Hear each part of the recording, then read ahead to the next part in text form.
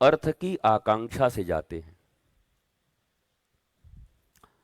भौतिक अर्थ साधारण, घर परिवार संसार, रुपए पैसे, नौकरी व्यापार, इन्हें अर्थार्थी कहा जाता है। पद प्रतिष्ठा, ऐसे लोग फ्लोटिंग होते हैं, मतलब बहने वाले लोग होते हैं। वो स्थायी नहीं रहते, अपने लक्ष्य के प्रति स्थायी रहते हैं। उनका लक्ष्य है अर्थ, उसके प्रति स्थायी रहते हैं। जहां से वो प्राप्त हो वो वहां जाते हैं। दूसरे प्रकार के हैं जिज्ञासु। इस संसार में जीते जीते हैं तो मनुष्य ही, ईश्वर के अंश हैं, तो अपने अंशी से मिलने की आकुलता व्याकुलता, हृदय के अंदर तड़प कभी न कभी तो पैदा होती ही है हर मनुष्य के। तो उस समय में उनके मन में बहुत सारे प्रश्न उठते हैं, जीवन को लेकर, जगत को लेकर, ईश्वर को लेकर। तो ऐसे लोग प्रश्नों को लेकर गुरु के पास जाते हैं। उनके प्रश्न का हल 1 2 3 मिले और फिर वो उसी जीवन में लौट जाते हैं। उनका भी बहुत मंगल नहीं होता, कुछ प्रश्नों के उत्तर मिल जाते हैं बस। लेकिन समस्त प्रश्न के उत्तर तो अंशी से मिलने के बाद ही संभव है। जब तक अंशी से अंश अलग है तब तक वो अपूर्ण है, तब तक उसके हृदय में नित्य निरंतर कई प्रश्न, असंतोष, आवेग, आभाव, दुर्भाव, प्रभाव, ये उठते रहेंगे और इसका पूर्ण समाधान उनको जीवन में नहीं मिलता है।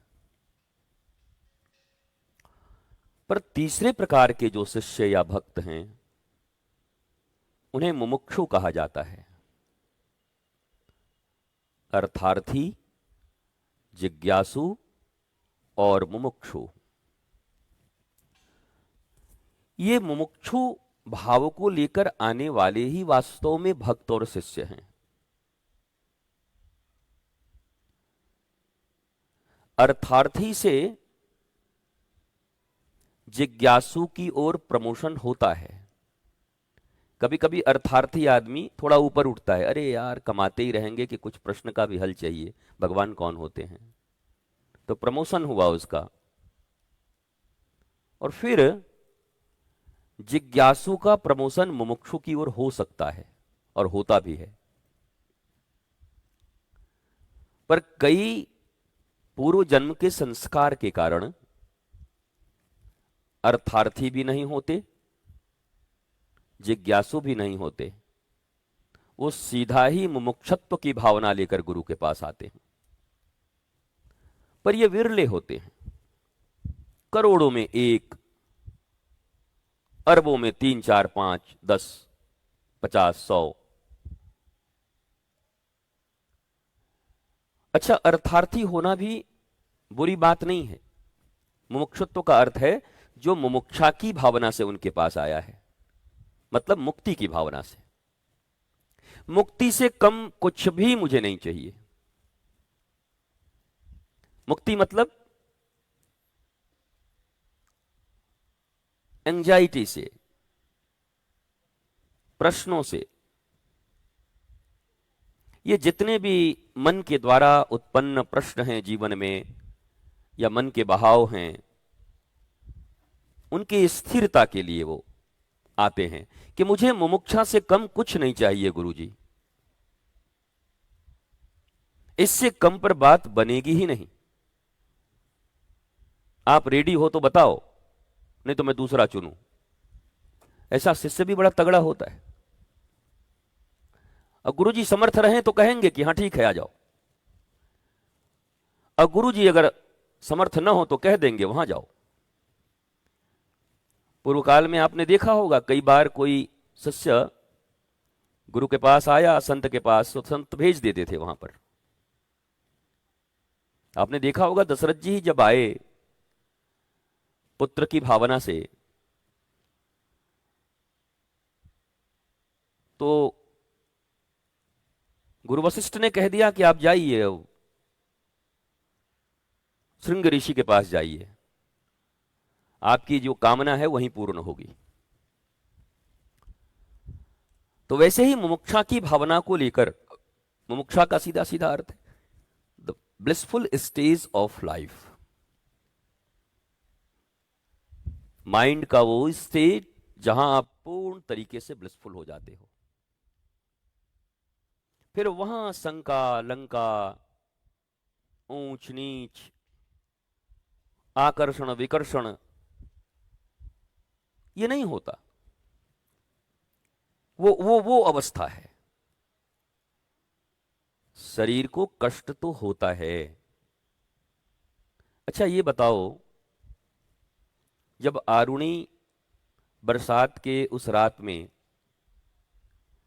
अपने गुरु के कहने से खेत के मेड़ में स्वयं सोकर और मिट्टी से अपने आप को ढक लिया, पूरी रात बारिश हो रही थी, अपने आप को जिंदा ही गाड़ लिया, जिसको कहते हैं जिंदा गाड़ दूंगा। कई बार लोग बोलते हैं ना, जिंदा ही गाड़ दूंगा, तो जिंदा ही गड़ गए। तो ऐसी बात तो नहीं कि उनके शरीर में कोई कष्ट नहीं हुआ होगा। शरीर का धर्म है, चमड़े का धर्म है, त्वचा ठंडे को, गर्मी को, चुभन को, त्वक कहते हैं इसको, वो महसूस करती है, अनुभव करती है। शब्द स्पर्श रूप रस गंध ये पंच तन मात्राएं हैं।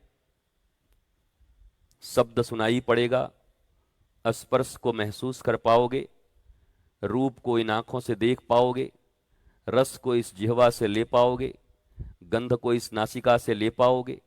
शब्द, कर्ण, स्पर्श, त्वचा, शब्द स्पर्श रूप, आंख, रस, जिह्वा, गंध, नासिका ये पंच तन मात्राएं हैं। तो चमड़ा है तो अनुभव तो होगा।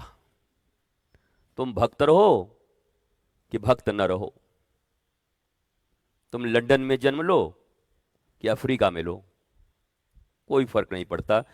त्वचा का काम है अनुभव करना, सेंसेशन महसूस होगा ही। तो भक्त आरुणि ने, गुरु भक्त आरुणि ने जब अपने आप को गाड़ा होगा मिट्टी में रात भर, तो उनकी त्वचा को भी तो वो सब महसूस हुआ होगा। मिट्टी, कंकड़, जल, ठंडी, वो सब महसूस हुआ होगा। अच्छा, महसूस करने वाला त्वचा है, पर उस महसूस के द्वारा सुख और दुख अनुभव करने वाला मन है। त्वचा का काम सिर्फ ठंडा और गर्मी है लेना, ठंडा लगा कि गर्मी लगा, ऐसे बोलो ऊ ठंडा, ऊ गर्मी, इसका इतना ही काम है। अब मन का काम है कि वो उससे सुखी होता है कि दुखी होता है। एज फॉर एग्जाम्पल, दुनिया में ऐसे बहुत सारे लोग हैं जिनको भीषण से भीषण ठंडे में भी ठंडे पानी से स्नान करना है। और दुनिया में ऐसे भी लोग हैं कि गर्मी में भी गर्म पानी से स्नान करते हैं, ठंडा पड़ते ही गर्मी में भी ठंडा पानी पड़ जाए उनको तब भी गर्म पानी लगती है। अब ठंडे और गर्म में कहाँ सुख और दुख है, वो तो उसके मन का स्टेज है। किसी के लिए वही ठंडा दुख का कारण बन रहा है, किसी के लिए वही ठंडा सुख का कारण बन रहा है। एक आदमी को केला दे दो तो है क्या बात है, आज तो दिन बन गया मेरा, केला इतना पसंद है। एक किसी को केला दे दो तो नाक पांव सिकोड़ के, ये हम केला हटाओ मेरे सामने से। अब केला तो केला है, पर मन उससे सुख और दुख का तादात्म्य करता है, रुचि के अनुसार जोड़ता है। तो आरुणि को भी कष्ट हुआ होगा। चमड़े ने वो सारी ठंडक महसूस की होगी, मिट्टियों की रगड़ महसूस की होगी, पर आरुणि का मन गुरु चरणों में, गुरु की सेवा में और गुरु के साथ उनका जो तादात्म्य था, दो जिस्म मगर एक जान है हम, ओ मेरे सनम ओ मेरे सनम, वो इतना तादात्म्य था उनका कि वो चमड़े के द्वारा महसूस की गई ठंडक, रगड़, पर मन इतना एकीकृत है गुरु चरणों में, गुरु प्रेम में। और सच कहूं तो गुरु चरणों और गुरु प्रेम से मेरा तात्पर्य आत्म प्रेम से है। आत्म, स्वयं को जानना, स्वयं को आनंदित करना, क्योंकि गुरु से और मिलेगा क्या? गुरु तो आपको सेल्फ रियलाइज्ड पर्सनालिटी बना देंगे। आप जो हो वो नहीं रहोगे मन के स्तर पर। अभी जो जो चीजें आपको, जो अपेक्षाएं आपको दुख देती हैं, उपेक्षा आपको दुख देता है, कोई इग्नोर कर दे तो आपको बहुत बुरा लगता है, बोला हमको इग्नोर कर रहा है। पर गुरु उस अवस्था में आपको खड़े कर देंगे कि जहां अपेक्षा और उपेक्षा के परे चले जाते हैं आप। अब अपेक्षा और उपेक्षा के परे जाने का यह मतलब है कि क्या आपको सेंसेशन नहीं होगा? तब आप रस ले रहे होंगे। जैसे जब गोपियों से मिलने के लिए श्री कृष्ण ने उद्धव को भेजा, उद्धव आए, गोपियों से मिले, उनके क्रियाकलापों को देखा, प्रेम स्पंदन को देखा, उनसे वार्तालाप किया और वापस आए। वापस आए तो उद्धव रो रहे थे। अब उद्धव तो गए ही इसलिए थे कि रोती हुई गोपियों को चुप कराने के लिए। उद्धव के मस्तिष्क में तब तक ये बात चल रही थी कि ये जो गोपियां रो रही हैं वो दुख में रो रही हैं, क्योंकि उन्हें कृष्ण विरह सुख का, कृष्ण विरहानंद का खबर नहीं था उस समय तक कि कृष्ण के विरह में रो रही ये गोपियां वास्तव में दुखी नहीं हैं, बल्कि कृष्ण के विरह का जो परम आनंद है उस रस का आस्वादन कर रही हैं। और श्री कृष्ण भी मथुरा में अपने महल के कंगूरे पर बैठकर यमुना जी के कलकल कल्लोल वंतनी धारा को देखकर उन गोपियों, गोप, ग्वाल सबके लिए जो रो रहे हैं, वो भी अश्रु निपतित कर रहे हैं, वो भी दुख में नहीं कर रहे, बल्कि गोपी विरह का विरहानंद ले रहे थे। उसमें वो अश्रु जल निकल रहे थे। अश्रु तो दो के ही निकल रहे हैं। एक जब बरसों के बाद हॉस्टल से तुम्हारा या विदेश से बेटा आ जाए तो देख के आंखें छलछला जाती है, तो आंसू तो उस समय भी निकल रहा है, और आंसू उस समय भी निकल रहा है जब बेटा आपको लतिया दे और अपने अलग फ्लैट में चला जाए, तब भी आंसू निकल रहा है। आंसू तो दोनों ही अवस्थाओं में निकल रहे हैं। और आंसू देख के कोई कैसे समझेगा दूर से? तो लोग कहते हैं अरे रे रे खुशी का आंसू है भाई, और फिर कहते हैं बोला ये तो दर्द में इतना हम आंसू दिन रात रो रहे हैं, इतना हमको गम दे दिया है। पर आंसू निकलता तो ऐसे ऐसे लोग बताते हैं कि वो गर्म और ठंडा होता है और नमकीन होता है, सुख वाला कुछ ऐसा होता है। तो अब इतना तो केमिकल हम देखें नहीं, केमिकल लोचा हम जानते नहीं, वो सब आप सब टेस्ट करिएगा कि सुख वाला पी के देखिएगा अपनी धर्म पत्नी का, और दुख में रहे तो उसको भी पी के देख लीजिएगा वो कैसा है, नमकीन है कि मीठा है कि ठंडा है, कैसा है वो आप समझिए। लेकिन दोनों ही अवस्थाओं में अश्रु देख करके ये अंदाजा लगाना कठिन होगा कि आदमी दुखी है या सुखी है। अब दुख और सुख से भी एक ऊपर स्टेज है आनंद का। वहां आदमी हंसता हुआ भी दिखाई पड़ रहा है, वहां आदमी रोता हुआ भी दिखाई पड़ रहा है, वहां आदमी उलाहना देते हुए भी दिखाई पड़ रहा है, वहां आदमी बड़ाई करते हुए भी दिखाई पड़ रहा है, और वहां आदमी बुराई करते हुए भी दिखाई पड़ रहा है। अगर गोपी और कृष्ण के संबंध को देखोगे तो गोपी तो उलाहना भी देती हैं श्री कृष्ण को, ये जन्मजात कालिया ऐसे ही है, ये ऐसे ही भौरा है, इसका कोई ठिकाना नहीं है, ये शुरू से ऐसे ही है, बचपन से इसकी यही आदत है, उलाहना भी दे रही हैं। मैं ये कथा इसलिए नहीं करता कि ये सुन करके कुछ अधपके लोग अपने आप को गोपी समझ लेते हैं, कैसा उलाहना तो हम भी देते हैं और उसको प्रेम समझ लेते हैं। गोपी के उस अवस्था को प्राप्त करना कोई सहज बात है क्या? हम तो उनकी बाह्य अवस्थाओं को देख करके कभी अपने आप को गोपी भी मान लेते हैं, पर गोपी की उस उच्च अवस्था को प्राप्त करने के लिए वास्तव में भगवान श्री कृष्ण और गोपी के संबंध को समझ वही सकता है जो अपने आप को पहले जान ले, अपने आप को समझ ले। मैं गोपियों ने जान लिया था मैं कौन हूं, और गोपी जानने के बाद वो उलाहना भी देती हैं, तब भी कृष्ण से अपने आप को अलग नहीं मानती। वहां भी दो जिस्म मगर एक जान है हम। तो वो अवस्था जब हो जाए जीवन में, तब ये शब्द स्पर्श रूप रस गंध ये सब आपको आनंद ही देंगे। शब्द किसी का कैसा भी हो, आप आनंदित रहोगे। आखिर बुद्ध के विषय में यही तो कहा गया, कोई गाली दे तब भी, कोई ताली दे तब भी, अर्थात शब्द को ब्रह्म मान लिया। अब तुम्हारी मर्जी, गालियों के फॉर्म में देते हो कि मंत्र के फॉर्म में देते हो, कि तुम हमारी बड़ाई के फॉर्म में देते हो कि हमारी बुराई के फॉर्म में देते हो। It's your duty, it's your side, I don't care. Buddha इस अवस्था को प्राप्त हो गए। तुम्हारे शब्दों को तुम किस भाव में रखते हो तुम्हारी ड्यूटी है। गालियों में पिरोते हो, तालियों में पिरोते हो, जय जयकार में पिरोते हो, हाय हाय करके पिरोते हो, तुम्हारी मर्जी है। तुम हमारे कोई रिमोट थोड़ी हो कि तुम रिमोट दबाओगे और हम दुखी हो जाएंगे, और तुम रिमोट दबाओगे और हम सुखी हो जाएंगे। तुमने मान रखा होगा अपने आप को रिमोट, पर हो नहीं। आत्मज्ञानी का रिमोट आत्मज्ञान होता है। कोई व्यक्ति, कोई वस्तु नहीं होता उसका रिमोट, कभी नहीं हो सकता। अपेक्षा और उपेक्षा के बहुत ऊपर होते हैं वो।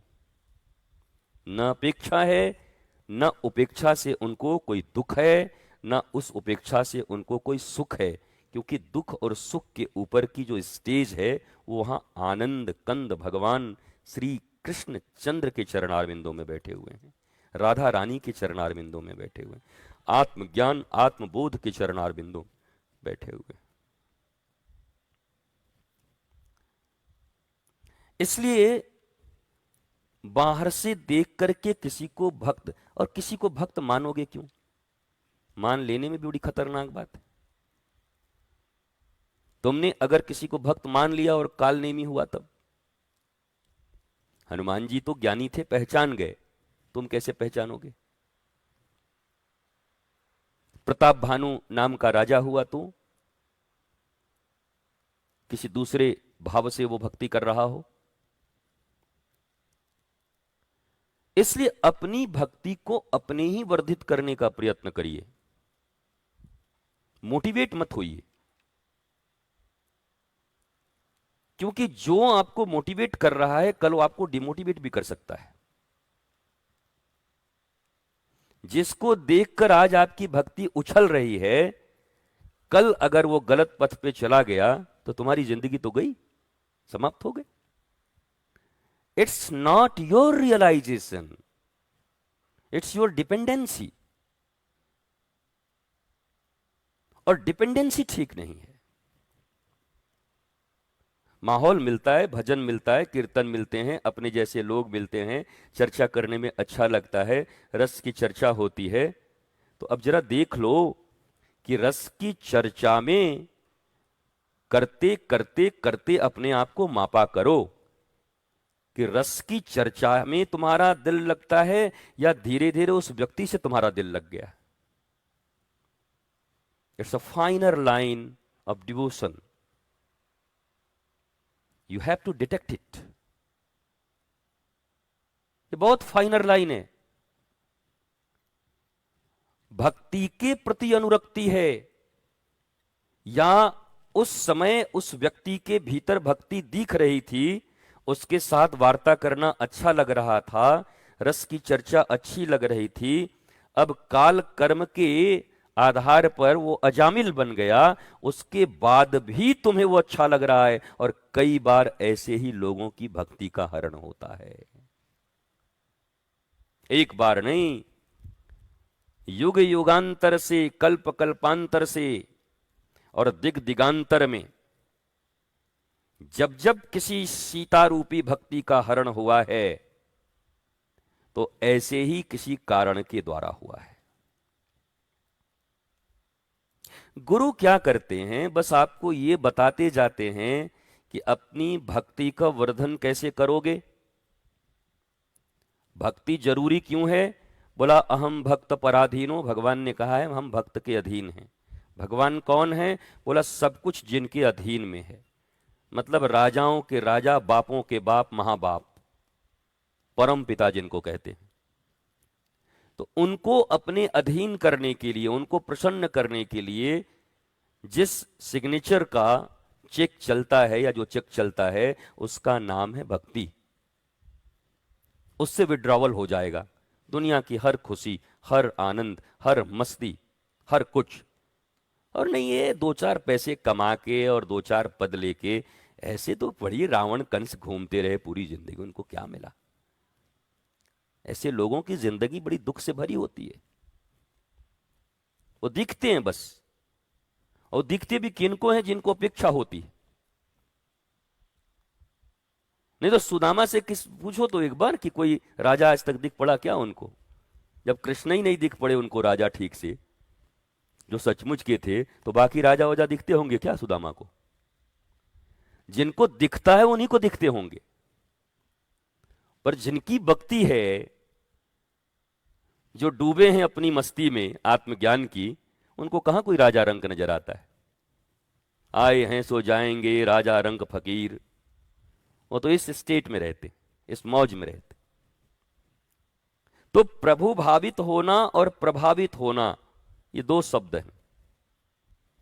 प्रभावित होना खतरनाक है, और जो मनुष्य स्वभाव में नहीं है वो प्रभाव में ही रहेगा. स्वभाव किसको कहते हैं? ईश्वर अंश जीव अविनाशी, चेतन अमल सहज सुख राशि. मैं समझता हूं आपको समझ आ जाएगा. नहीं आएगा तो कोई बात नहीं, करोड़ों लोग सुनेंगे, किसी को आ जाएगा. आप हैं तो हमारी इच्छा है कि आप ही समझ जाओ, सामने हो, इतनी प्रतीक्षा किए हो, इतनी तितिक्षा के साथ यहां रहते हो. कोई उपेक्षा करे तब भी, गाली दे तब भी, भोजन दे तब भी, नहीं दे तब भी, धूप लगे तब भी, सो तब भी तुम रहते हो. तो तितिक्षा है तुम में, प्रतीक्षा करते हो दिन पर दिन, घंटों पे घंटा, महीनों पे महीना प्रतीक्षा करके तुम बैठे हुए हो. और वास्तव में जिनके पास प्रतीक्षा है, तितिक्षा है, वही मुमुक्षा के अधिकारी हैं. जो न प्रतीक्षा कर सकते और जिनके जीवन में न तितिक्षा है, मुमुक्षा तो उनके लिए सपना है. वो जीवन में उन्हें मुमुक्षा नहीं मिल सकती इस जिंदगी में. निरंतर प्रतीक्षा, निरंतर तितिक्षा. तितिक्षा का अर्थ जानते हो ना? तितिक्षा का अर्थ है हर प्रकार का मान, अपमान, असम्मान, भूख, प्यास, सोने नहीं दिया जाएगा, उसको बोलते हैं तितिक्षा. तितिक्षु ब्राह्मण की कथा आती है श्रीमद् भागवत में. तो प्रतीक्षा और तितिक्षा के बाद मुमुक्षा जीवन में आ जाती है. उसके पहले भी नहीं आएगी. प्रतीक्षा अनवरत, तितिक्षा का कोई सीमा नहीं है. अच्छा, कितना दिन तक और कष्ट है गुरुजी? 3 दिन का है कि 5 दिन का? I don't know. 3 दिन का है कि 3 जन्म का है, मुझे कुछ खबर नहीं. हमको कुछ नहीं पता, जैसे महाप्रभु को कुछ नहीं पता. मुकुंद या मुरारी जब गए तो यही तो पूछा कि प्रभु दो बाहर भक्त खड़े हैं, एक इमली के वृक्ष के नीचे खड़ा है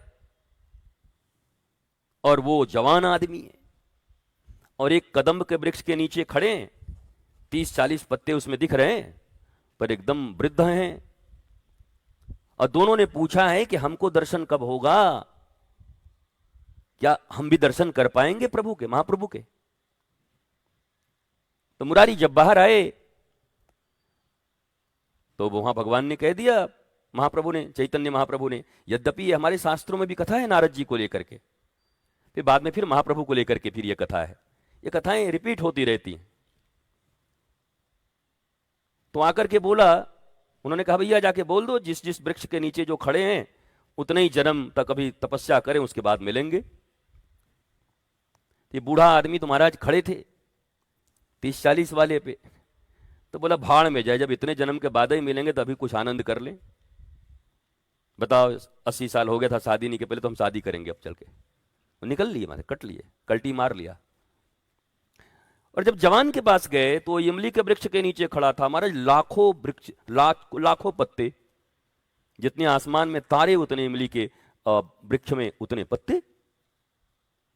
तो बोला भैया क्या बोले महाप्रभु? बोला महाप्रभु ने बोला है जितना वृक्ष में पत्ता है उतने जन्म तक तपस्या करेगा तो मिल लेंगे। तो वो जो जवान था वो नृत्य करने लगा। अरे बोला भैया बढ़िया से सुन ले, घंटे की बात नहीं कर रहा हूं, मिनट की बात नहीं कर रहा हूं, जन्म की बात कर रहा हूं। बोला हाँ हाँ, महाप्रभु ने ये बोल तो दिया ना कि दर्शन होंगे, पहले तो मुझे विश्वास ही नहीं था कि दर्शन होंगे, मैं इसलिए नाच रहा हूं कि चलो इतने जन्म के बाद भी तो दर्शन होंगे महाराज। और कहते हैं कि वो नृत्य किया, ये बोला और महाप्रभु सामने आके खड़े हो गए। बूढ़ा तो कल्टी मार लिया विवाह शादी करने के लिए। तो मुकुंद मुरारी ने कहा कि प्रभु आपने तो बड़े बेइज्जती कराने वाले आदमी हो, हमारे भी शिष्य कई बार ऐसा कहते हैं, गुरुजी अंदर ऐसे बोले बाहर जाके ऐसे बोल दिए, हम तो बर्बाद हो गए, हमारी तो क्रेडिबिलिटी खराब हो गई, हमारा तो पूरा जो बाहर भूमिका बना हुआ था भूमिका ही खराब हो गया। हाँ कई ऐसे मामा लोग इतने कितने परेशान रहते, कई मामा है तो वही बोलते हैं फिर हमको कह देते हैं, वो पचा भी नहीं पाते इस बात को। और गुरु तो हाजमा देते रहता है, दे ठोस ठोस के, जैसे भूसी के चूल्हे में लकड़ी, पहले लकड़ी का बुरादा डाल डाल के, कभी बनाया भूसी के चूल्हे में भोजन आपने? हमारी माँ बनाती थी, तो जिस दिन कोई गलती करता था तो उस चूल्हा भरने का जिम्मा उसका होता था। हमको भी कई बार जिम्मा मिला है, न मिले तो कान पकड़ के पिटाई होती थी। तो बढ़िया एक चूल्हा होता था लोहे का, बीच में भोमा डालते थे, ऐसे भोमा पूला, और दोनों तरफ से ऐसे नीचे से ढक्कन लगा देते थे, और भूसी भर के उसमें ढक ढक पहले कूच के, फिर ऊपर से ढकना लगा के ढक्कनवा को टक टक टक जैसे ढोलक कसते हैं ना, वैसे कस के एकदम बना दिया जाता था उसको। तो कुटाई, भराई, पिसाई, लेबलिंग सब करते रहते हैं गुरु, तो काम चलता है। पर उसके बाद भी जिसके मन में प्रतीक्षा और तितिक्षा के प्रति उपेक्षा नहीं होती, उसकी प्रतीक्षा अनवरत जारी रहती है। अब आप कहोगे अगर इतना कठिन है तो हमको नहीं प्राप्त करना, तो निमंत्रण कौन दिया है? बोला आप ही तो निमंत्रण दिया है कि अगर सुखी होना चाहते हो, आपका लिखा हुआ है वहां आश्रम में कि निमंत्रण है उन लोगों को जो लोग ऐसा होना चाहते हो। निमंत्रण है उन लोगों को जो लोग ऐसा होना चाहते, निमंत्रण उन लोगों को है जो मुमुक्षुत्व के अधिकारी हैं, जो कहते हैं कि मुझे मुमुक्षा ही चाहिए, मुझे जीते जी मुक्ति चाहिए। ये घर भी रहेगा, द्वार भी रहेंगे, परिवार भी रहेगा, संसार भी रहेगा, पर मुक्त भावना से रहेंगे, मुक्ति रहेगी। वो भाव लेकर के आने वाले लोग, उनको भी मिलेगा, अर्थार्थी को भी मिलेगा। इस दुनिया में ऐसे बहुत सारे आपको शिष्य मिलेंगे जो कहेंगे मैं डूब गया था, गुरुजी की कृपा से मैं आगे आ गया। निश्चित है मिलता होगा तभी बोलते होंगे। तो अर्थार्थी को अर्थ देते हैं, जिज्ञासी को उत्तर देते हैं, और मुमुक्षा की भावना से जो आता है उसको ये सब तो मिलता ही मिलता है। ये सब पाकर के भी कितने लोग लालायित असंतुष्ट होकर मर जाते हैं। पर मुमुक्षा की भावना से आने वाले लोगों को ये दो चीजें तो बोनस में मिलती है, साथ में मुमुक्षा भी मिलती है कि सब होते हुए भी उनके जीवन में मुक्ति का जो भाव है, मुक्ति का जो प्रसाद है, उनको प्राप्त होता है। ऐसा नहीं है कि अच्छा गुरुजी मुमुक्षा वाले में क्या धन उन छीन लिया जाएगा क्या?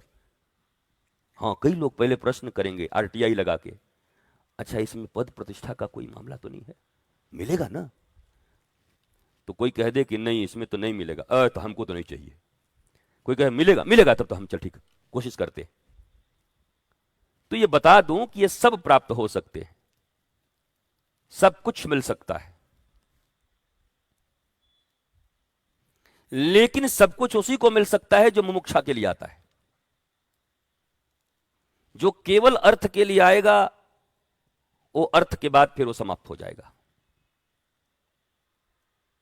अर्थ उसके लिए अनर्थ का भी कारण बन सकता है। वो है तो ही घर में, परिवार में, संसार में। हमको एक नाम बता दो, घरों में जो लड़ाइयां हैं, झगड़े हैं, उसके जड़ में अगर पैसा ना हो तो मुझे बता दो, अर्थ ना हो तो गर्दन काट दूं मैं यहीं पर भी। जहां भी विवाद है, इतना सा भी अगर ढूंढोगे तो मूल में अर्थ ही मिलेगा। अब अर्थ का मतलब केवल पैसा मत समझ लिया, उसमें वो आती है हर संपदा, जमीन, मकान, रुपए, पैसे, प्रतिष्ठा, ये सब अर्थ में ही आता है, अर्थ संपदा है। तो बता दो कि जहां भी विवाद है उसके जड़ में यही है। तो केवल अगर ये मिल गया तब भी जीवन श्रेष्ठ रहेगा कि नहीं रहेगा, मुझे कुछ खबर नहीं है। अब हम तो देखो मुक्ति का जीवन जीते हैं।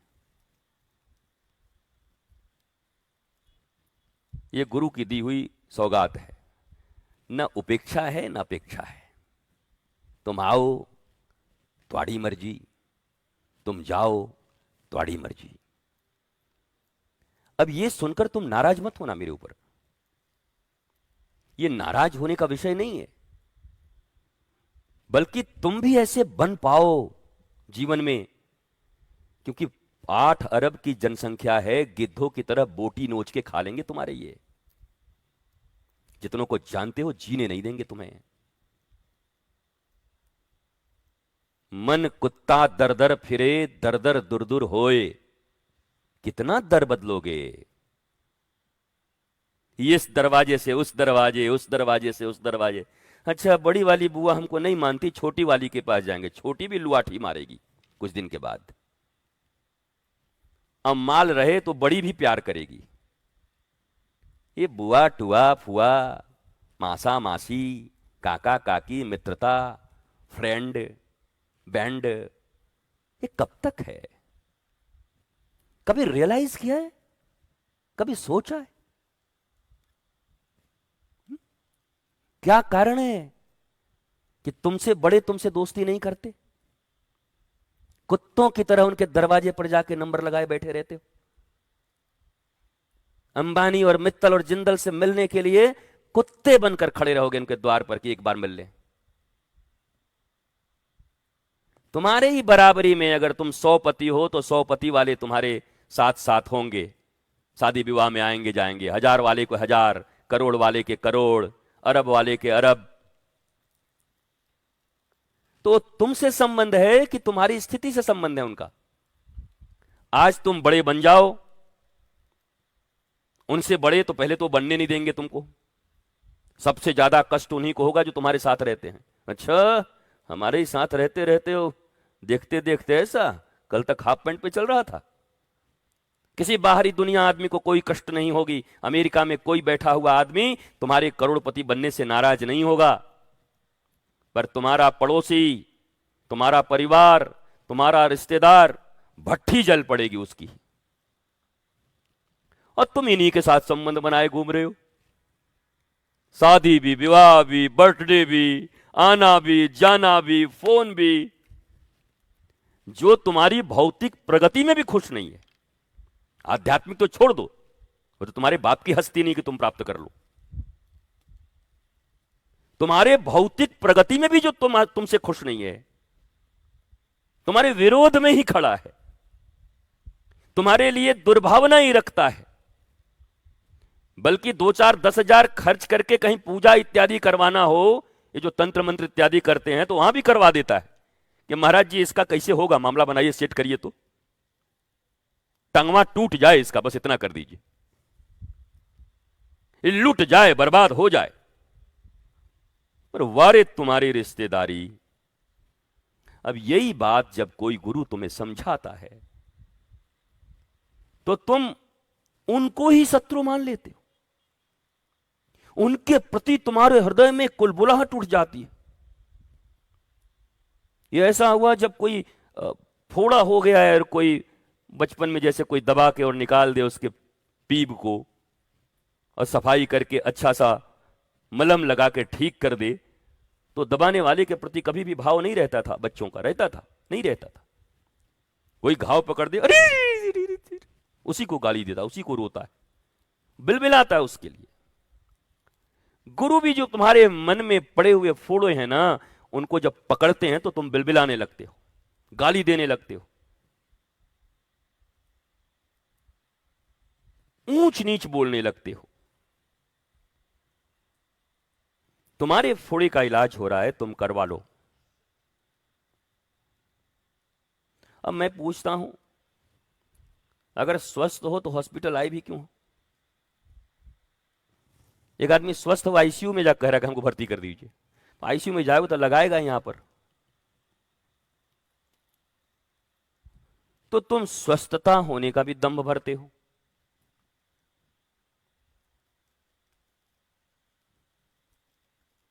तो इसका मतलब कि हम लोग जो हैं वही लोग रोगी हैं? नहीं, रोगी तो सारी दुनिया है। तुम सौभाग्यशाली हो जो तुम्हें तुम्हारे रोग का पता चल गया और गुरुद्वार पर आ चुके हो। दुर्भाग्यशाली तो वो हैं जिनको रोग है पर उसके बाद भी चिकित्सालय अभी तक नहीं पहुंच पाए। ये सौभाग्य है तुम्हारा। पर हम हैं तो त्रुटियां तो हैं, मानव जीवन है तो त्रुटियां हैं, इन्हें स्वीकार कर लो।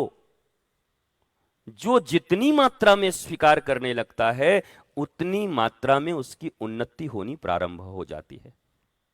और जहां जाके अटक जाते हो तो ऐसा नहीं कि आज तक जहां तक उन्नति हुआ है और रुक गया, वहां तक तो प्राप्ति हो गई तुम्हारी। अगर हाई स्कूल पास कर लिया और इंटर में फेल हो गए तो हाई स्कूल वाला थोड़ी छीन लेगा कि भाई जब तू इंटर में हो गया तो हमारा वाला भी लौटा दे। हाई स्कूल तो निकल गए, इंटर में अगर सक्सेस नहीं हुए तो फिर भी स्टिल मैं मैट्रिक पास हूं। फिर इंटर पास कर लिया, ग्रेजुएशन में फेल हो गए तो अब तुम इंटरमीडिएट हो। तुमने ग्रेजुएशन ले ली और अब मास्टर की डिग्री नहीं ले पाए तो तुम ग्रेजुएट तो हो, मास्टर नहीं हो पाए। वो चीज तो तुम्हारे पास रहेगी ना कि वो मिट जाएगी, वो कोई छीन लेगा। तो जहां पे आके रुक गए, जहां पे तुम्हारे अहंकार को ठेस लगा, जहां पर तुम्हारी समझ को ठेस लगी, जहां पर तुम्हारा एक्सपेंशन रुक गया, जितना एक्सपेंशन होना था तुम कर नहीं पाए, तो तुम रिवर्स मत जाओ, पीछे मत जाओ, लड़ो मत, त्रुटियां मत देखो। तुम फिर से ट्राई करो कि एक बार असफल हो गए हैं, हम सफल होंगे क्योंकि मैट्रिक हम ही ने किया है, इंटरमीडिएट हम ही ने किया है, ग्रेजुएट हम ही हुए हैं, तो हम मास्टर भी होंगे। पर हम कभी कभी जड़ता में लौट जाते हैं और अड़ जाते हैं, अहंकार में आ जाते हैं कि अब तो हम बर्बाद ही कर देंगे, देख लेंगे चाहे जो। क्या करोगे ये करके? तुम अपनी सारी ऊर्जा विनाश की ओर मत लगाओ, अपने विकास की ओर लगाओ। तुम अपनी सारी ऊर्जा किसी को रोकने के लिए मत लगाओ, बल्कि तुम जहां अटके पड़े हो उस नाली को फ्लैश करो, जहां अटकाव है उस ब्लॉकेज को खोलो किसी के रास्ते को ब्लॉक करने से अच्छा है अपने ब्लॉकेज को खोलना, क्योंकि ये ब्लॉकेज हार्ट अटैक लाएगी एक दिन, मरोगे। मरी तो रहे हो, दोबारा क्या मरोगे। वो मर मर के जीना नहीं कहते, क्या कैसे हो, मर मर के जी रहे हैं और क्या है, इसके घर में हम सुखी रह सकते हैं, ये नतिया के रमरा रहे देते, ये बाल बच्चे मेरे को जिंदा नहीं रहने देंगे, ये आदमी मेरे को जिंदा नहीं रहने देगा, ये औरत मेरे को जिंदा नहीं रहने देगी, ये समाज मेरे को जिंदा नहीं रह दे रहा है। You are dying, you are still dying. अब प्रतिपल मर रहे हो, पर तुम अमृत के पुत्र हो। वेद कहता है हम अमृत के पुत्र हैं, हम सब, हम मतलब मैं भी, तुम भी, तुम्हारा बच्चा भी, ये जितनी वर्णाश्रम की व्यवस्थाएं हैं इधर उधर, ये वो बड़ा कुछ नहीं, सभी अमृत के पुत्र हैं। बराबर का हक दिया है भगवान ने, ईश्वर ने। तो एक ही पॉजिटिव चीज लेके चलो कि हमें अपने ब्लॉकेज खोलने हैं, हमें किसी के रास्ता को ब्लॉक नहीं करना है। ऊर्जा इतनी ही है, इधर लगा दो या उधर लगा दो। इसी ऊर्जा में अभी हमारे पास शशिकंठ जी हैं, तो कुंभ में लगातार 1.5 महीने तक रहे। जब वो थे तो अकेले ही थे, और कुंभ में व्यवस्था करनी कोई साधारण बात नहीं होती। कहने को तो लाखों लोग हैं, बोले गुरु जी कितने शिष्य, बोला लाखों शिष्य, पर खड़ा एक ही आदमी हुआ। बाद में हजारों लाखों लोग गए वहां पर, कुंभ में रहे, स्नान किया, मज्जन पान सब, मीडिया नेता सब आए, लेकिन प्रारंभ किसी एक ने किया। डटे डटे क्या, बीच में थोड़ा भयभीत हो रहे थे कि हटें क्या, तो हटे तो मेरे से बात कर लिया, तो हमने फिर तो कह दिया डट जा, देखा जाएगा जो होगा। अब डटी गया तो डट जा, जो लगे महाराज, जैसे लगे, झंडा गाड़ दे, भले ही कुछ हो ना हो, टेंट लगे ना, तिरपाल लगे ना, झंडा तो रहेगा, झंडा गाड़ के बैठे रहो, कुर्ता खोल दो अपना धोती फाड़ के रुमाल कर दिया, बेटा कमाल कर दिया, कुछ तो करो। तो बैठे, खड़े रह गए, और खड़े रह गए तो फिर सब व्यवस्थाएं बनती गई। दृढ़ता ने व्यवस्था बनाया, भक्ति ने व्यवस्था बनाई, अरेंज सब ने किया। फिर बाद में ये भी लगे, वो भी लगे, वो भी लगे, यहां भी लगे, वो भी लगे, पर यही तो है कि तुम आगे चलो, कारवां तो बनता जाएगा। ऐसे ही सेल्फ रियलाइजेशन के क्षेत्र में, धर्म के क्षेत्र में, भक्ति के क्षेत्र में भी, आनंद के क्षेत्र में भी तुम चलो, चलो तो एक बार वो सब तुम्हारे साथ आएंगे। जिनको जिनको तुम मिस करते हो, तुम अगर दृढ़ रहे तो वो भी आएंगे, और अगर मिस करने वालों के लिए तुम ये मिस कर गए तो वो तो मिस किया ही, तुम भी मिस कर गए। लाइफ के इस बेहतर अपॉर्चुनिटी को,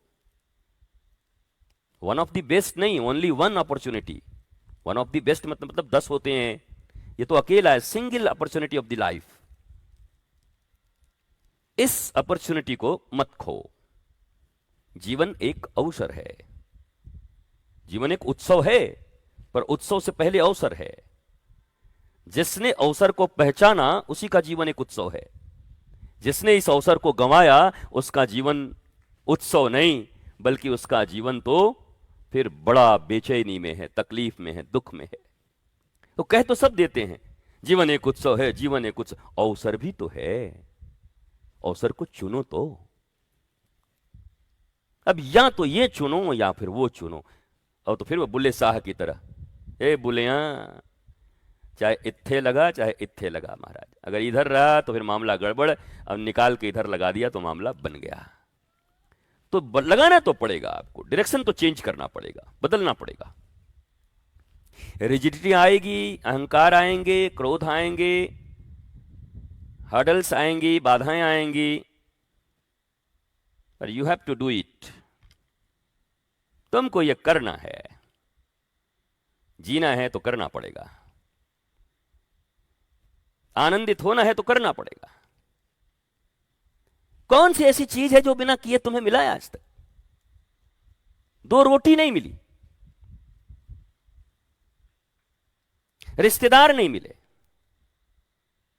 रिश्तेदार किसको कहते हैं? रिश्तेदार में बराबरी चलती है, देखा है ना? अरे उनके यहां का शादी था रे, कितना दिया था रे? 5,000 एक आया था, डलिया आई थी और बनारसी साड़ी आई थी, तो उसी हिसाब से करना होगा ना बेटा। करे तब रिश्तेदारी बची है, न करे तो रिश्तेदारी कोई बचा के दिखा दे मुझे। फ्रेंडशिप भी तब तक बची है जब तक कर रहे हो। तेरे बर्थडे में मैं आया, मम्मी पापा का मार खा के भी आया, और तू मेरे बर्थडे में नहीं आया, भाड़ में गया तेरा जैसा friend. You have to do, doing is the mother of success. तो जिंदगी की जब छोटी छोटी चीजों को भी तुम करके प्राप्त करते हो, तो सबका बाप blissfulness, the ultimate desire of human being is only blissfulness, nothing else. केवल और केवल blissfulness, आनंद, यही इच्छा है मनुष्य की। तो छोटी छोटी चीजों के लिए इतना मेहनत, इतनी भागम दौड़, इतनी मारा मारी। जरा पूछो, वो बैठा एक, नाम नहीं लूंगा, नहीं कहीं कुछ ना हो जाए, बेचारे को ट्रांसफर के लिए कितना दिन रात मेहनत करना पड़ता है। यहां भागो, वहां भागो, इनके पास भागो, मंत्री के पास भागो, पीए के पास भागो, गुरु भाई के पास भागो। जहां भागे वहीं थोड़ा पॉकेट गीला होता जाए। अब धारा बह रही, थोड़ा इधर भी तो गीला करो। हर जगह हाथ में गुड़ लगा हो और तिल ले आओ तो तिल हर जगह थोड़ा थोड़ा लगता है। तो एक साधारण से नौकरी ही कर रहे हैं, क्या कर रहे हैं? मालिक नहीं है, क्या है? नौकर। नौकर में भी कहां नौकरी करूं, किसकी नौकरी करूं, ये चुनने के लिए भी कितना पापड़ बेलना पड़ता है तो नौकर ही, मालिक थोड़ी हो।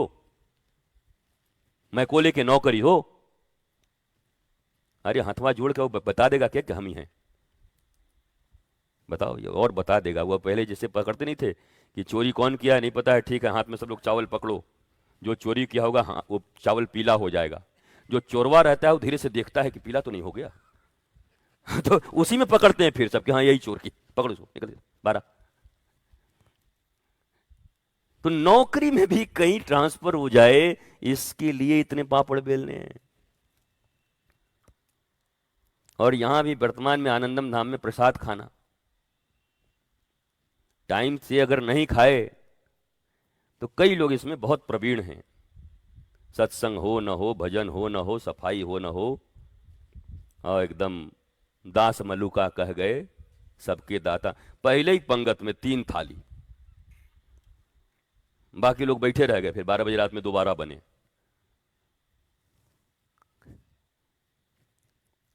भजन में पीछे रहें, भोजन में होशियार, ऐसे लोग भी हैं। तो उसके लिए भी मेहनत करना पड़ता है उस बेचारे को। वो घूम घूम के देखते रहता है कब तैयार हुआ। एकाग्रता कितनी है उसकी? इतनी एकाग्रता आपकी भजन के प्रति है क्या? उसका भोजन के प्रति एकाग्रता है तो घूम के 40 बार देखता है। कहा भैया एकदम तन्मय है।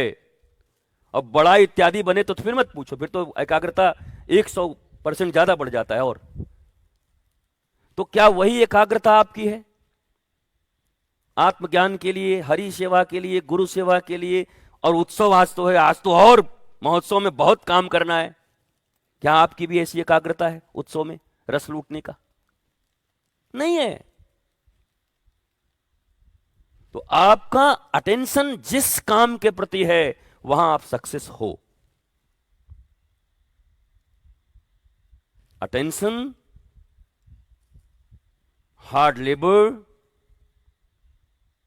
अरेंजमेंट्स, जिस चीज के प्रति है वहां आप सक्सेस हो।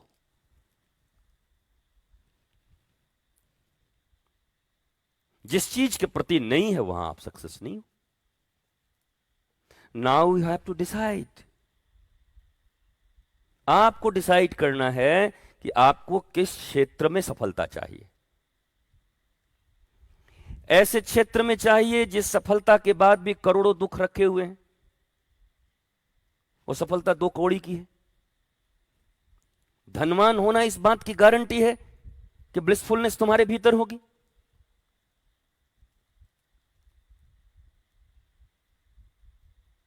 प्रेजेंट एजुकेशन सिस्टम में एजुकेशन के हाइट पे बैठने के बाद भी तुम आनंदित हो जाओगे, इस बात की गारंटी।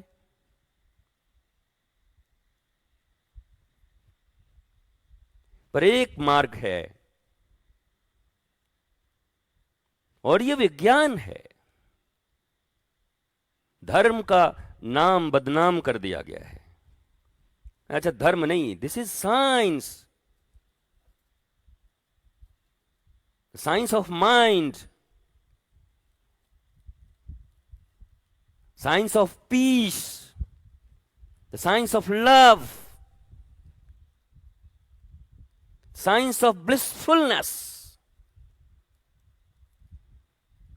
तुम बॉडी को खुश करने के लिए स्नो, पाउडर, मशीन, ये सब जो बन रहे हैं उसको साइंस कहते हो कि भैया ये तो देखो, ये आज ये हुआ है, इन्वेंशन हुआ नया सा, तो यू नो वैसा मशीन बन गया, ये इन्वेंशन हुआ है, बड़ी वेरी नाइस। पर तुम तो जैसे के तैसे अनपढ़ गंवार रह गए। तुमने क्या इन्वेंट किया?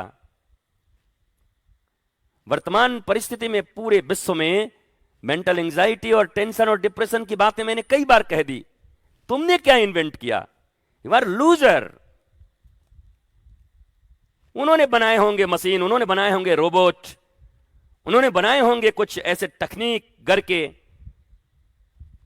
But what about you? What about your self? Depressive mind,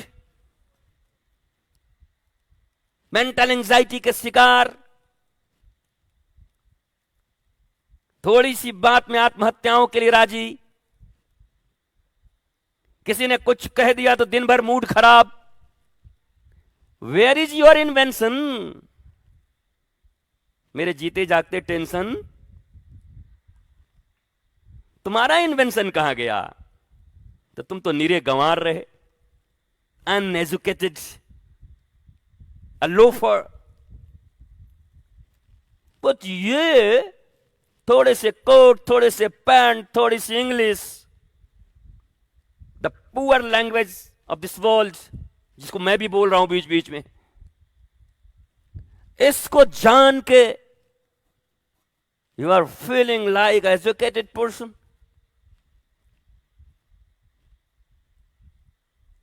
ये कैसी गुलामी है तुम्हारी? ये अंग्रेजों ने तुम्हारे बाप दादाओं को इतना कूटा पीटा है, परदादाओं को घसीट घसीट कर नौकरी करवाई है। उन्हीं के खून तो हैं तुम्हारे भीतर ना, उन्हीं की संतानें हो ना। इसलिए अंग्रेजी को पाकर के तुम उसको बड़ा ज्ञानी समझने लगते हो। कोई अंग्रेजी बोल दे तुम्हारा बेटा बेटी, क्योंकि तुम अंग्रेज के टट्टू और गुलाम हो, तुम्हारे बाप दादा गुलाम रहे हैं। इसलिए तुम्हारी इंफीरियरिटी अभी भी है। अपने देश की भाषा, अपने देश की लेखनी, अपने देश का साहित्य, अपने ऋषियों के विज्ञान, इनके प्रति कोई गौरव का भाव नहीं है तुम्हारे भीतर में। डच के, पुर्तगाली के गुलाम, अंग्रेजों के गुलाम, मुगलों के गुलाम, तो गुलामी का खून तुम्हारे भीतर बह रहा है। पर इन गुलामियों के बाद भी जिनके बाप दादाओं ने सेल्फ रियलाइजेशन को ही प्रमुखता दी, भक्ति को प्रमुखता दिया, आज ही उनकी ही कुछ संतानें भारतवर्ष में बची हुई हैं जिन्हें तुम संत के रूप में देखते हो। उनके बाप दादा भी उस गुलामी को स्वीकार नहीं किए। तुम तो सब स्वीकार करके बैठे हो, ये अंग्रेज के गुलाम फंडे लोग। पर जब क्या करोगे? एक मोहल्ला ऐसा है जिसकी जनसंख्या 1000 है, उसमें 965 काने रहते हैं, कनवा। तो 35 आदमी का जीना मुश्किल हो जाएगा जो 2 आंख वाले। वो 35 को लोग कहेंगे ए अक्खा कहां जा रहा है, क्योंकि जनसंख्या बहुमत कनवों की है, कानों की, तो बहुमत गुलामों की है, बहुमत अनएजुकेटेड लोगों की है, बहुमत मेंटल एंजाइटी डिप्रेशन के शिकार लोगों की है। इसलिए इसमें जब कोई 10-20 प्रज्ञावान ऋषियों की संतान जब तुम्हारे बीच में आता है तो तुम उनको प्रताड़ित करने लगते हो, उनमें ही दोष ढूंढने लगते हो और उनको ही टारगेटेड कर लेते हो। ये क्या सिखा रहे हैं, ये बेकार आदमी है, ऐसे होता है क्या, है समाज ऐसा बोलता है क्या, है परिवार ऐसा बोलता है क्या। जूते की नोक पे तुम्हारा ये तुम्हारे जो परंपराएं हैं। और आज तक जीवन में दुनिया में वही लोग आगे बढ़े हैं जिन्होंने इसे जूते की नोक पर रखा हो। बाबा तुलसीदास जिनके रामायण को तुम पढ़ते हो, समाज ने कितना सम्मान दिया उनको, मारते थे लोग उनको, भिक्षा नहीं मिलती थी। नाम लो एक एक भक्तों का, नाम लो एक एक सेल्फ रियलाइज पर्सनालिटी का जिनको समाज ने कभी प्रतिष्ठा दिया, चैन से जीने दिया। तो आज तो ले लेके किताब बैठे उनका पढ़ रहे हो, पर जिस दिन वो बने उस दिन जूते की नोक पर रखकर बने, घुटनों से ठोकर मारा। न झूठी प्रतिष्ठा को स्वीकार किया, न झूठी प्रतिष्ठा किसी को दी, न झूठ में जीना चाहे और न झूठ में जीने वालों के प्रति आकर्षित हुए। इसलिए बहुमत से सरकारें बन सकती हैं, पर बहुमत से ब्लिसफुलनेस नहीं आ सकती। बहुमत से मनुष्य नहीं बना जा सकता। सत्य अकेला भी हो तो सत्य ही है, और वो अकेला ही रहे तो ज्यादा अच्छा है। इसलिए इस भीड़ में प्रभावित मत होना। मैंने कहा व्यक्ति से प्रभावित मत होना। इसलिए जब मैं बात करता हूं, कभी कभी आपके बड़ी ठेस लगता होगा आपको। बहुत सारे लोग हैं, बहुत सारे लोगों की भक्ति में नाम है, बहुत सारे समुदाय का नाम है, बहुत सारे ग्रुप का नाम है। जब बोलता हूं तो बिफर जाते हैं भीतर से, एकदम उनके अहंकार को ऐसा ठेस लगता है मानो कोई चकनाचूर कर दिया उनको। क्यों? क्योंकि वो रुके हुए लोग हैं। उन्हें जहां तक बढ़ना था वो बढ़ गया, वो रुक गए। रुकने का मतलब है फिसल रहे हैं। रुका भी नहीं जा सकता बहुत दिनों तक, फिसलोगे ही। फिर पढ़ाई रुक गई तुम्हारी, पर अहंकार अभी भी वही है। जिस समय चलते थे, स्पीड थी, तितिक्षा था, प्रतीक्षा था, वो तो रुक गई, पर उस जमाने का अहंकार अभी भी रह गया। जैसे नहीं कहते अरे ये तो हमेशा बस सन 85 की बात करते हैं, हमारे जमाने में घी ऐसा था, हमारे जमाने में ये ऐसा था, हमारे जमाने में ये ऐसा था, हम लोगों का कुछ सुनते ही नहीं। तो वास्तव में तुम रुक गए, तुम्हारी भक्ति रुक गई, तुम्हारा सेल्फ रियलाइजेशन के मार्ग रुक गए, तुम्हारे डेडिकेशन, तुम्हारी हिम्मत, तुम्हारे साहस, तुम्हारे कर्म, तुम्हारे कर्तव्य, तुम्हारी दिशा भ्रमित हो गई। लेकिन फिर भी अहंकार तुम्हारा अभी भी वही है, राजस्थान में राजाओं की तरह। अपने ही किला का चूना करवाने का पैसा नहीं है। एक जमाने में उन किलाओं में जो राज चला करता था वो पूरे किले की चूना नहीं करवा सकते दीपावली में, पर अहंकार वही है अभी भी। सामर्थ्य घटा तो अहंकार नहीं रखना है, बल्कि सामर्थ्य को बढ़ाना है।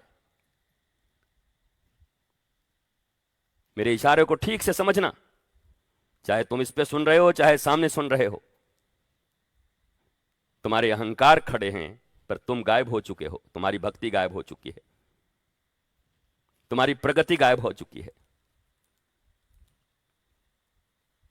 And you have to retrieve it. तुम्हें फिर से वही होना है।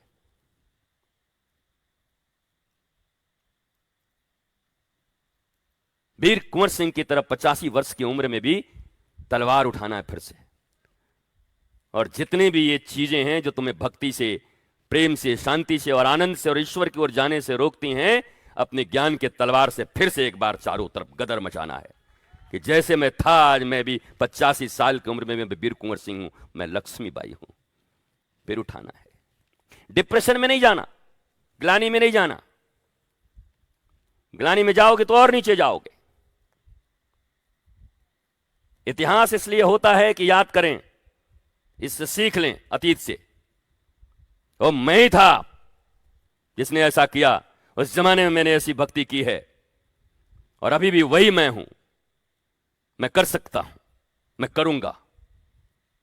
लेकिन जब तुम रिवर्स हो जाते हो, तुम्हें बातें बुरी लगने लगती है, तुम अपने आप को एक सेपरेट जोन में ले जाने लगते हो, और जब तुमसे भक्ति नहीं हो पाती, जब तुमसे सेल्फ रियलाइजेशन का ये मार्ग अपनाया नहीं जाता, तो तुम जाने अनजाने ज़ॉम्बी बन जाते हो। कब पता नहीं, तुमको खुद पता नहीं, फिर दूसरे को डसने लगते हो तुम।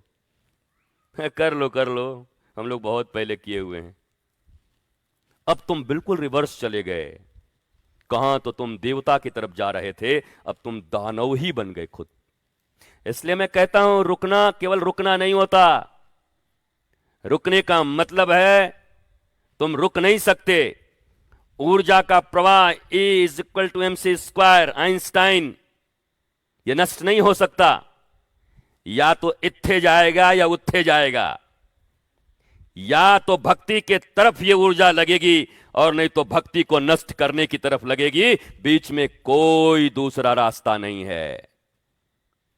इसलिए याद रखना, जो लोग थम गए, जो लोग रुक गए, जिनको लगता है मेरी अब वैल्यू नहीं है, जिनको लगता है हमने इतना किया, हमको क्या मिला, दरअसल अभी भी चांस है तुम्हारे पास। अभी रुके हुए हो, पर ऊर्जा रुकेगी नहीं। तब कंस्ट्रक्टिव थे, अब डिस्ट्रक्टिव हो चुके हो। Mind it.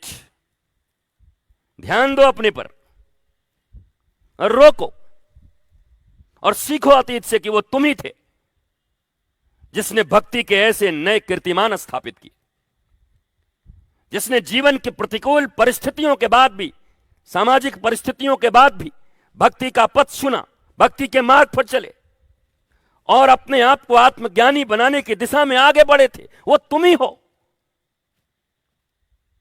पर रुक गए तो झुक गए, झुक गए तो फिर साइड तो दो ही मैंने बता दिया। यहां नपुंसक लिंग का पहचान नहीं है। या तो इस पार या उस पार। या तो पक्ष में हो भक्ति के या विपक्ष में हो, स्थिर नहीं रह सकते। मुझे लगता है कि तुम्हें चिंतन करना चाहिए। तुम्हें क्या, हमें भी करना चाहिए।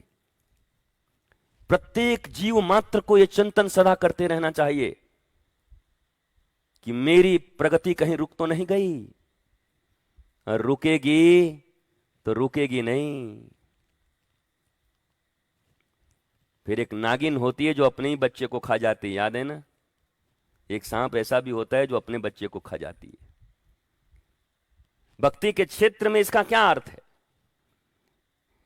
जिस ओज, तेज और वीरता से तुमने भक्ति के पथ पर आगे बढ़ना शुरू किया था, अब खुद वो नाग और नागिन बन जाओगे कि अपनी भक्ति तो खा ही लोगे, आसपास जो आएगा उसको भी डस लोगे।